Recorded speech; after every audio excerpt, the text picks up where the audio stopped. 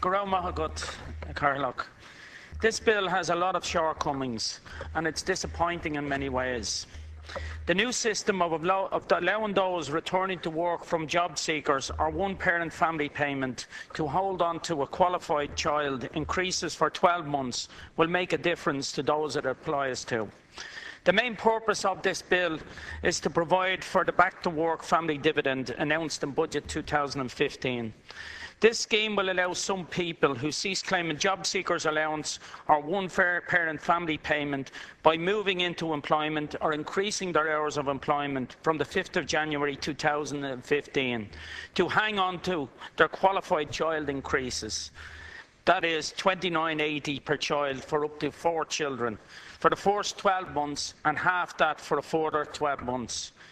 In that respect, I welcome the bill, but it is a missed opportunity to roll back on the less favourable moves by this government in regard to social welfare payments and the social welfare system generally.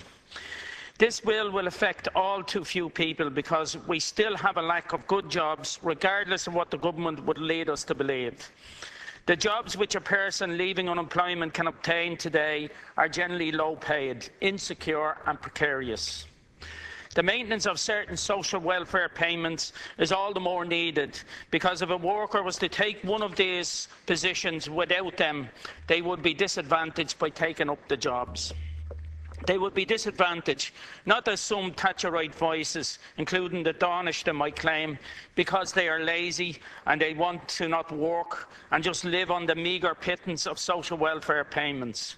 They would be disadvantaged because they would lose that pittance and have it replaced by another pittance for the pleasure of working for a company that does not see fit to pay its workers enough to live on in any level of comfort. The Tánaiste and this government have clearly set their goal for the social welfare system to be a crutch to exploitative employers who would rather not pay their workers for the work they do. We see this in the exploitation of young workers with the Job Bridge, Gateway and First Step scheme, which seeks to underpin that principle that a part of labour should strive to uphold and protect. That a fair day's work deserves a fair day's pay. The idea that young people, some with degrees, certificates, diplomas and apprenticeships will be forced into a free labour scheme which provides no training in many cases is scandalous, and something which the Labour Party, if it doesn't cease to exist in the near future, will look on with great shame in years to come.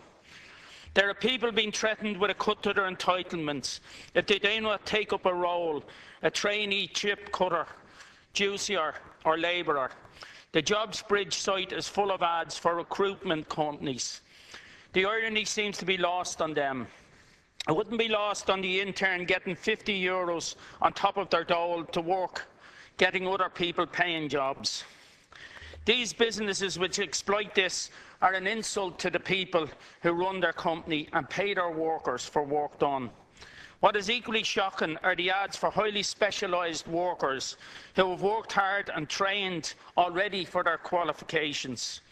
The prevalence now of universities like Trinity College for research assistants when they already underpay PhD students overworked in labs doing important research is truly shocking and another disgrace. Through this and other cuts to exceptional needs payments and supplementary supports, the government is creating a two-tier social welfare system, one which barely supports the unemployed while propping up exploitative businesses and promoting low pay. Who would want to believe that a Labour Party would be such an active cheerleader for driving down wages, displacing workers and undermining organised labour? The point of social protection is to protect those worst off from poverty, not to place everyone from the unemployed to low-paid workers into a pit of poverty. This government must cease all measures that actively drive down wages, including Job Bridge and the about-to-be commenced Job Pact.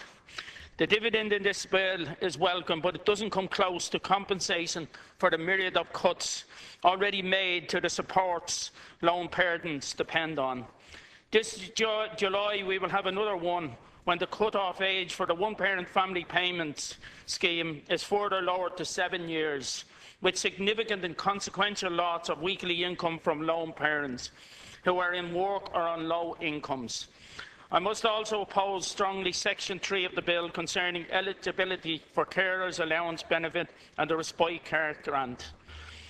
This will make it more difficult for people to successfully apply for these payments, and so more appeals and so more delays.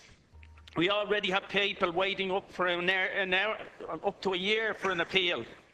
If anything, this criteria is far too high.